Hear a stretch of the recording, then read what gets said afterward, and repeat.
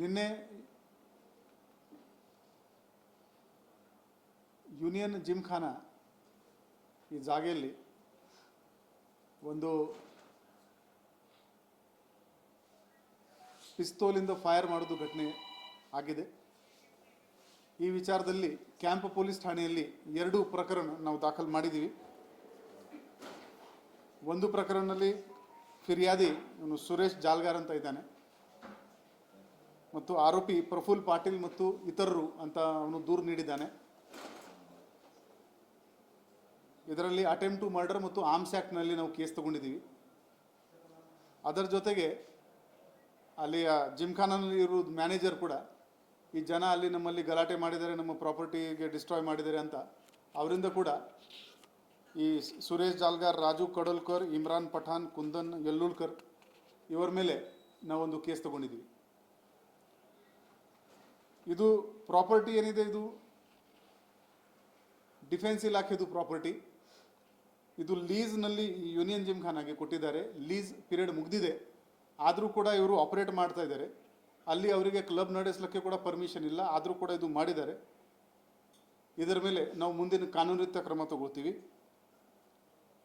ಹೋದ ವರ್ಷ ಜನವರಿ ತಿಂಗಳಲ್ಲಿ ಬೆಳಗಾವಿ ಗ್ರಾಮಾಂತರ ಲಿಮಿಟ್ನಲ್ಲಿ ಈ ಪ್ರಫುಲ್ ಪಾಟೀಲ್ ಮೇಲೆ ಒಂದು ಇದೇ ಥರ ಒಂದು ಹಲ್ಲೆ ಆಗಿತ್ತು. ಅದರಲ್ಲಿ ಇವನು ಸುರೇಶ್ ಜಾಲ್ಗಾರ್ ಇವನು ಆರೋಪಿ ಇದ್ದ. ಈ ಹಳೆ ವೈಮನಸ್ಸಿನಿಂದನೇ ಈ ಘಟನೆ ಆಗಿದೆ ಅಂತ ನಮ್ಮದು ಪ್ರಿಲಿಮಿನರಿ ಎಸ್ಟಿಮೇಟ್ ಇದೆ. ಈಗಾಗಲೇ 2 ಸ್ಪೆಷಲ್ ತಂಡ ಇವರಿಗೆ ದಸ್ತಗಿರಿ ಮಾಡಲು ನಾವು ರಚನೆ ಮಾಡಿದ್ದೀವಿ. ಹಾಗೂ ಇದರ ಜೊತೆಗೇ ಪೂರ್ತಿ ನಗರದಲ್ಲಿ ಎಷ್ಟು ಕಡೆ ಕ್ಲಬ್ ನಡ್ತಾ ಇದೆ, ಅವರು DC ಅವರು ಏನು ಪರ್ಮಿಷನ್ ಕೊಟ್ಟಿದ್ದಾರೆ ಕ್ಲಬ್ ನಡೆಸಲಿಕ್ಕೆ, ಅದರದ್ದು ಪಾಲನೆ ಆಗ್ತಾ ಇದೆ ಆಗ್ತಾ ಇಲ್ಲ, ಇದರದ್ದು ಒಂದು ವಾರದೊಳಗಡೆ ಎಲ್ಲರದ್ದು ನಾವು ಪರಿಶೀಲನೆ ಮಾಡ್ತೀವಿ. ಎಲ್ಲಿ ವಿದೌಟ್ ಪರ್ಮಿಷನ್ ಆಗಲಿ ಅಥವಾ ಪರ್ಮಿಷನ್ದು ನಿಯಮ ಬಾಹ್ಯ ಚಟುವಟಿಕೆ ಮಾಡಿಕೊಂಡು ಯಾರು ಮಾಡ್ತಾ ಇದ್ರೆ ತಕ್ಷಣವೇ ಅವರ ಮೇಲೆ ನಾವು ಕಾನೂನು ರೀತಿಯ ಕ್ರಮ ಜರುಗಿಸ್ತೀವಿ. ಇನ್ನೂವರೆಗೆ ಈಗ ನಮ್ಮದು 2 ತಂಡ ನಿನ್ನೆ ರಾತ್ರಿಯಿಂದ ಓಡಾಡ್ತಾ ಇದ್ದಾರೆ. ಬೇಗನೆ ಇದು ದಸ್ತಗಿರಿ ಆಗುತ್ತೆ, ಆಮೇಲೆ ಎಲ್ಲ ಡೀಟೇಲ್ಸ್ ಶೇರ್ ಮಾಡೋಕ್ಕೆ ನಮಗೆ ಅನುಕೂಲ ಆಗುತ್ತೆ. ಈ ಇಬ್ಬರು ಗ್ಯಾಮ್ಲರ್ಸ್ ಇದ್ದಾರೆ. ಇವರ ಮೇಲೆ ಸುಮಾರು ಗ್ಯಾಮ್ಲಿಂಗ್ ಕೇಸಸ್ ಇದ್ದಾವೆ. ಇವನ್ ಸುರೇಶ್ ಜಾಲ್ಗಾರ್ ಮೇಲೆ ಅಟೆಂಪ್ಟ್ ಟು ಮರ್ಡರ್ದು ಕೇಸ್ ಇದೆ ಹೋದ ವರ್ಷ. ಅದು ಅವನ ಮೇಲೆ ಇನ್ನೂ 5 ಕೇಸಸ್ ಇದೆ. ಈ ಕಂಪ್ಲೇಂಟ್ನಲ್ಲಿ ಯಾರು ವಿಕ್ಟಿಮ್ ಇದ್ದಾನೆ ಅವನ ಮೇಲೆ ಒಟ್ಟು 5 ಕೇಸಸ್ ಇದೆ. ರಾಬರಿ ಇದೆ, ಜೂಜ್ದು ಕೇಸ್ ಇದೆ. ಈ ಪ್ರಫುಲ್ ಪಾಟೀಲ್ ಮೇಲೆ ಕೂಡ ಹಳೆ ಕ್ರಿಮಿನಲ್ ಬ್ಯಾಕ್ಗ್ರೌಂಡ್ ಇದೆ. ಸೊ ಇದು ಎಲ್ಲ ನೋಡಿಕೊಂಡು ಬರೋ ದಿನಗಳಲ್ಲಿ ಇವರಿಗೆ ಗಡೀಪಾರ್ ಆಗಲಿ, ಗುಂಡಾ ಆ್ಯಕ್ಟ್ ಆಗಲಿ ಅದರಲ್ಲಿ ಕೂಡ ನಾವು ಇವ್ರ ಮೇಲೆ ಕ್ರಮ ತಗೊಳ್ತೀವಿ. ಅಂಥ ಆ್ಯಂಟಿ ಸೋಷಿಯಲ್ ಎಲಿಮೆಂಟ್ಸ್ ನಮ್ಮ ಬೆಳಗಾವಿ ಊರಲ್ಲಿ ನಮಗೆ ಬೇಕಾಗಿಲ್ಲ. ಇವರಿಗೆ ಹೊರಗಡೆ ನಾವು ಕಳಿಸ್ತೀವಿ ಅಥವಾ ಜೈಲಲ್ಲಿ ಕಳಿಸ್ತೀವಿ.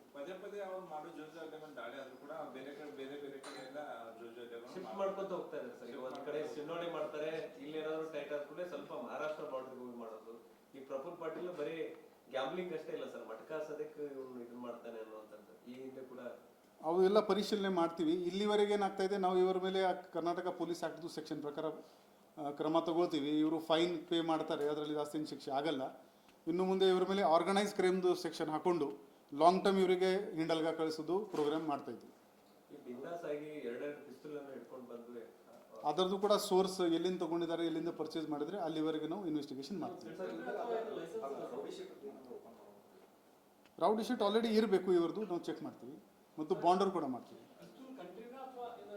ಅದು ಅವರಿಗೆ ಅರೆಸ್ಟ್ ಮಾಡಿದ ಮೇಲೆ ಗೊತ್ತಾಗುತ್ತದೆ.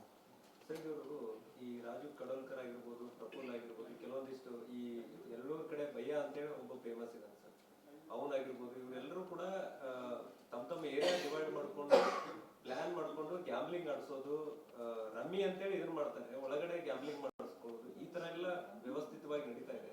ಸೊ ಆ ಠಾಣಾ ವ್ಯಾಪ್ತಿಯಲ್ಲಿ ಪೊಲೀಸರಿಗೆ ಗೊತ್ತಿದ್ರು ಕೂಡ ಕೆಲವೊಂದಿಷ್ಟು ಕಡೆ ಅವ್ರನ್ನ ಕಂಟ್ರೋಲ್ ಮಾಡಕ್ ಆಗ್ತಾ ಇಲ್ಲ ಅನ್ನುವಂಥದ್ದು. ಇಲ್ಲ, ಅದೇ ಹೇಳ್ತಾ ಇದ್ದೀನಿ. ಈಗ ನಾನು DC ಆಫೀಸಿಂದ ಲಿಸ್ಟ್ ತಗೊಳ್ತಾ ಇದ್ದೀನಿ. ಎಲ್ಲಿ ಕಡೆ ಪರ್ಮಿಷನ್ ಇದೆ ಅವರದ್ದು ಕೂಡ ಪರಿಶೀಲನೆ ಮಾಡ್ತೀವಿ. ಪರ್ಮಿಷನ್ ಇಲ್ಲ ಅದು ಪ್ರಶ್ನೆನೇ ಇಲ್ಲ.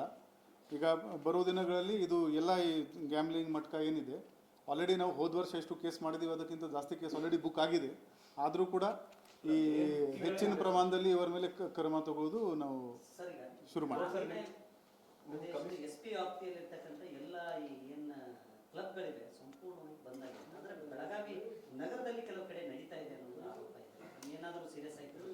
ಎಲ್ಲ ನಾವು ಪರಿಶೀಲನೆ ಮಾಡ್ತೀವಿ, ಎಲ್ಲೆಲ್ಲಿ ವೈಲೇಷನ್ ಆಗಿದೆ ಅಲ್ಲಿ ನಾವು ಕೂಡ ಕ್ಲೋಸ್ ಮಾಡ್ತೀವಿ. ಸರ್, ಈಗ ಗ್ರಾಮೀಣ ಠಾಣಾ ವ್ಯಾಪ್ತಿ ಶಹಾಪುರ ಮತ್ತು ಖಾಸಗಿ ಠಾಣಾ ವ್ಯಾಪ್ತಿಯಲ್ಲಿ ಹೆಚ್ಚಿನ ಪ್ರಮಾಣದಲ್ಲಿ ಇವರೆಲ್ಲ ಗ್ಯಾಮ್ಲಿಂಗ್ ಆಡಿಸೋದು ಮಾಡೋದು ಮಟ್ಕ ಜೋರ್ ಮಾಡ್ತಾ ಇದಾರೆ. ನೀವು ಕೂಡ ಕಾರ್ಯಾಚರಣೆ ಮಾಡ್ತಾ ಇದ್ರಿ. ಕೆಲವೊಂದಿಷ್ಟು ಕಡೆ ನಿಮ್ಮ ಪೊಲೀಸರು ಕೆಲವೊಂದಿಷ್ಟು ಜನ ಅಷ್ಟೇ, ಇವರು ಅಂತ ಹೇಳಂಗಿಲ್ಲ, ಕೆಲವೊಬ್ರು ಭಾಗಿಯಾಗಿ ವ್ಯವಸ್ಥಿತವಾಗಿ ನಡೀತಾ ಅಂತ ಏನು ಕಂಡು ಬಂದರೆ they will face disciplinary action, even suspension or even dismissal from the service. ಈಗ ನೋಡಿ ಸರ್, ಇಲ್ಲಿ ನಿಮ್ಮ ಕಮಿಷನರ್ ಕಚೇರಿ ಮುಂದ್ಗಡೆನೆ ಇವ್ರ ಅನುಮತಿ ಇಲ್ಲದೆ ಇಷ್ಟು ರಾಜಾರೋಷವಾಗಿ ಆಡ್ತಾ ಇದ್ರು.